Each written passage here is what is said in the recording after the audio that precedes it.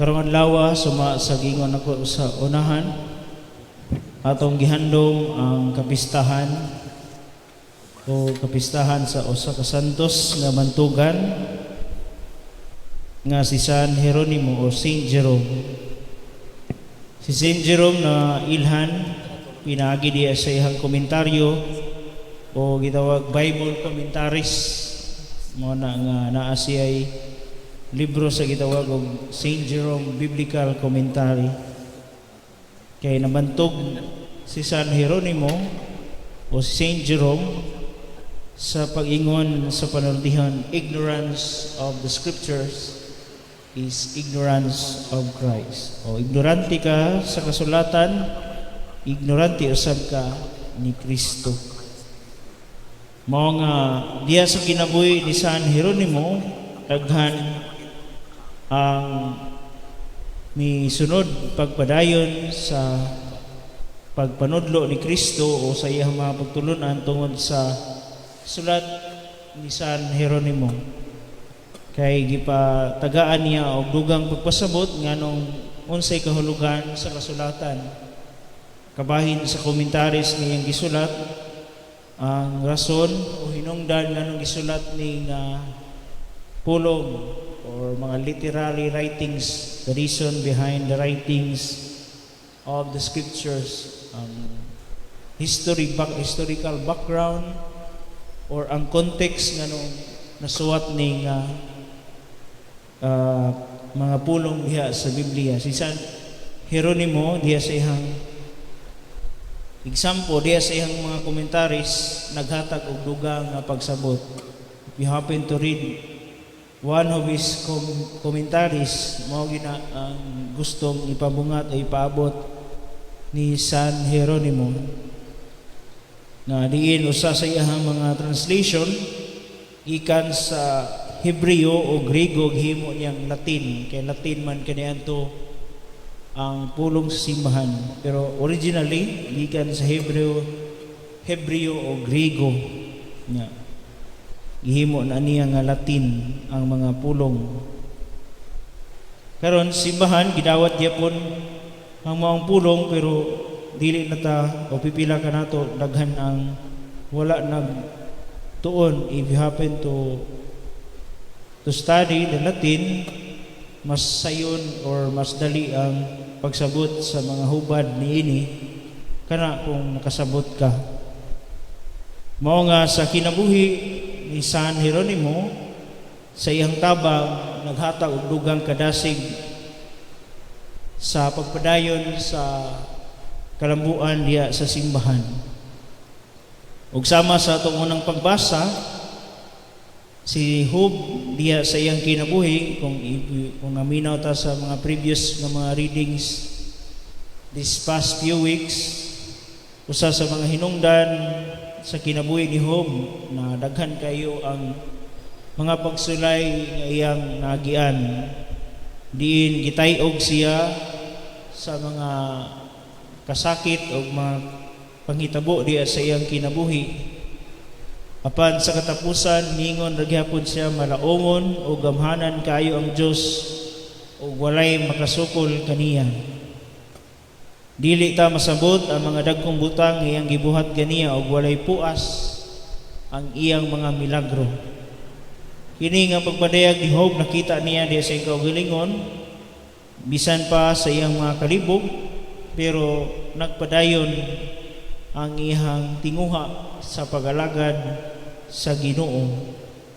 Mao nga diha sa ebanghelyo nga atong nadungog karon, ipadayag kung gusto tang mosunod ni Kristo, kanang gingon wala gayoy bawiay, walay bakwiay. Kanang gingon sa English, no turning back. One must be ready to leave things all behind, particular na ang mga family obligations. Kay kung dili nato na buhaton, sama ra sa example ni Kristo diha sa atong pagbasa karon. Gusto ka mosunod niya, sige kag lingi o daghan ang mga madalakas sa mga tentasyon nga naa sa imong palibot. Kung dili gyud mahimong tulid ang imong padulngan no sama sa gilagway niya sa pagdaro.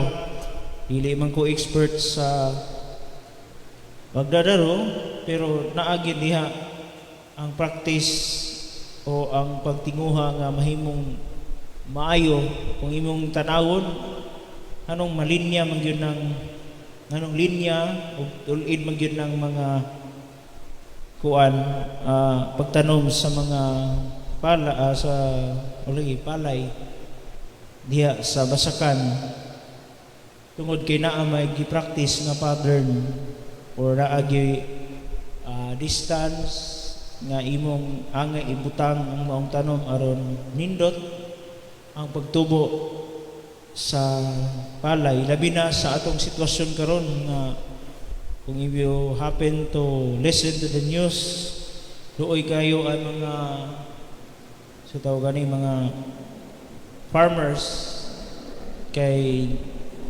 mahal na barato ba o limot ko sa presyo basta kay ni barato ang presyo sa bugas ug luoy ang mga magsasaka o mao nga gitinguha nato nga diya sa pagsunod ni Kristo kinahanglan gayud nato nga andam ang atong kaugalingon mao nga nakahimo o naay gitawag og abbreviation nga ako nakita nga gusto nakong ipaambit.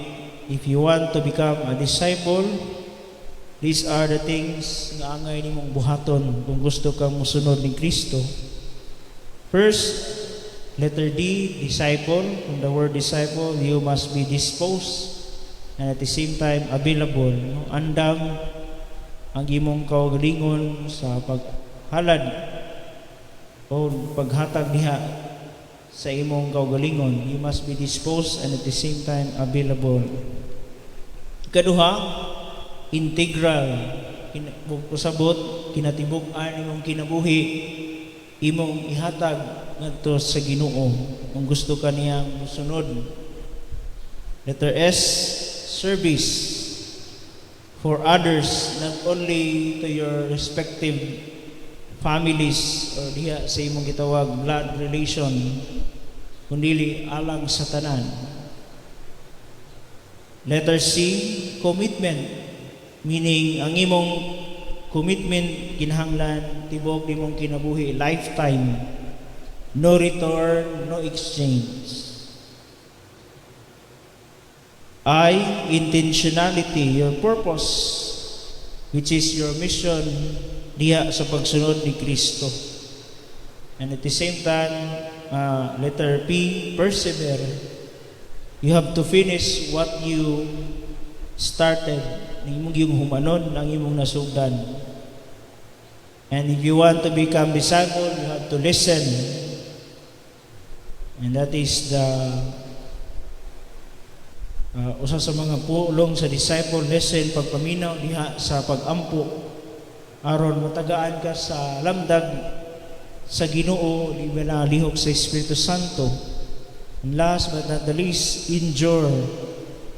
Diya sa imong pagkasumusunod ni Kristo, you have to face hardships and at the same time sacrifices. Mga sakripisyo nga imong atubangon, and that is being a disciple. Ginahanglan, you have to be disposed and available, integral.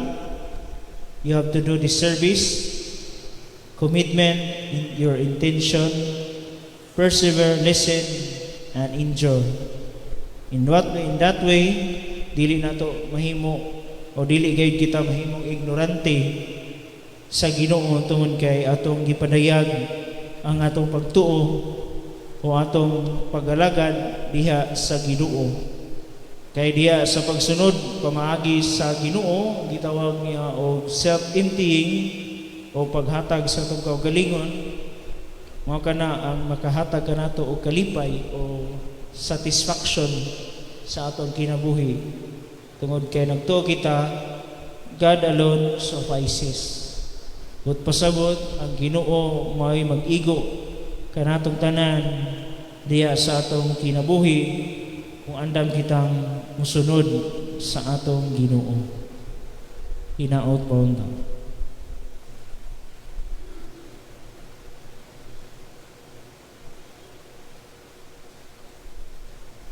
Manindog kita ato karon po na pag-ampo sa katilingban, mag-ampo kita samahan nga nagtawag kanato sa pagsunod sa iyang bugtong anak sa walay kondisyon ug sa matag pangamoy